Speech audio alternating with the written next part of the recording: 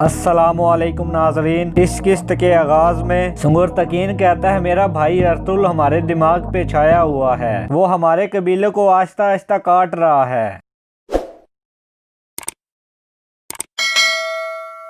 अर्तुल हमारे बाबा को उस एतमाद को ठेस पहुंचा देगा जो उन्होंने हमारे ऊपर किया था वालिदा। अब उसे रोकने का वक्त है। तुर्गत कबीले आके देली दमीर की दुकान पे आता है। सुंगुर तकीन कहता है तुर्गत यहाँ क्या कर रहा है और अर्तुल कहाँ है। गुंदुगदू कहता है चलो इससे पूछते हैं। वो दोनों तुर्गत के पास जाते हैं। तुर्गत सामान इकट्ठा कर रहा था। बातों बातों में तुर्गत बताता है जिन जाहिलों को हमने मारने के लिए कसम खाई थी उनको हमने कबूतर की तरह हाथ में पकड़ा हुआ है। जिन लोगों ने हमारे प्यारों को शहीद किया था उनको अर्तुल भाई ने कबूतरों की तरह पकड़ा हुआ है। अब मैं मजीद इन जमीनों पे नहीं रह सकता। दूसरी तरफ दुआन कहता है तुर्गत ने गलती की है। बामसी कहता है ठीक है उसने गलती की है लेकिन हमें भी अपने अंदर देखना चाहिए। वो इसलिए चला गया कि अर्तुल भाई ने उसे रोका ही नहीं। दुआन कहता है हाँ ये तो सही बात है। दुआन कहता है तुर्गत को माफ कर दें भाई और हमें भी माफ कर दें, हमने आपके फैसले पे एतराज किया है। अर्तुल कहता है मैंने तुम्हें बताया था ये लंबा रास्ता है और इसमें बहुत सारा दर्द और मुसीबतें हैं, तो आप अपनी कमजोरियों से हार गए तो आप जंग हार जाएंगे।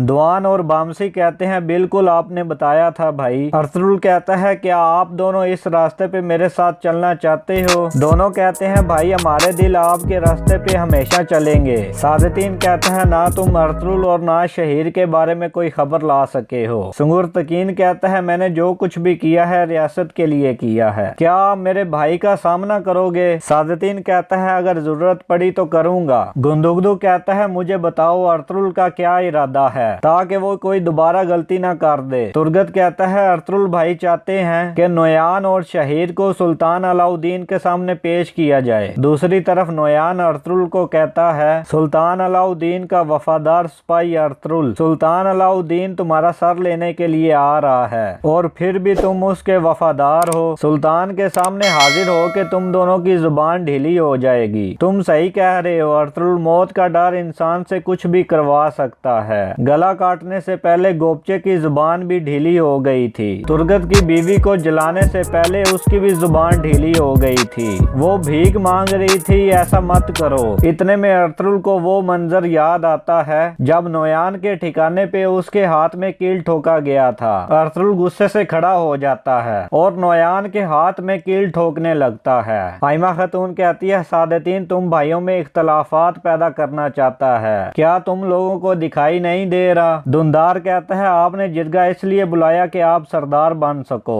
गुंदुगदू उसे थप्पड़ मारता है। आयमा खातून तुर्गत से कहती है अगर तुम वापस आना चाहो। तुर्गत उनकी बात काट के कहता है मेरे लिए कोई वापसी नहीं है वालिदा, मुझे दुआएं दें। आयमा खातून कहती है बेटा मेरी दुआएं तुम्हारे साथ हैं। तुर्गत बाहर जाने लगता है। इतने में अर्तुल भी दाखिल होता है। वो दोनों एक दूसरे की तरफ देखते हैं। गुंदुगदू कहता है तुम्हारा करीबी सिपाही भी तुम्हें बर्दाश्त नहीं कर सकता। और यहाँ पे इस किस्त का इख्तिताम हो जाता है।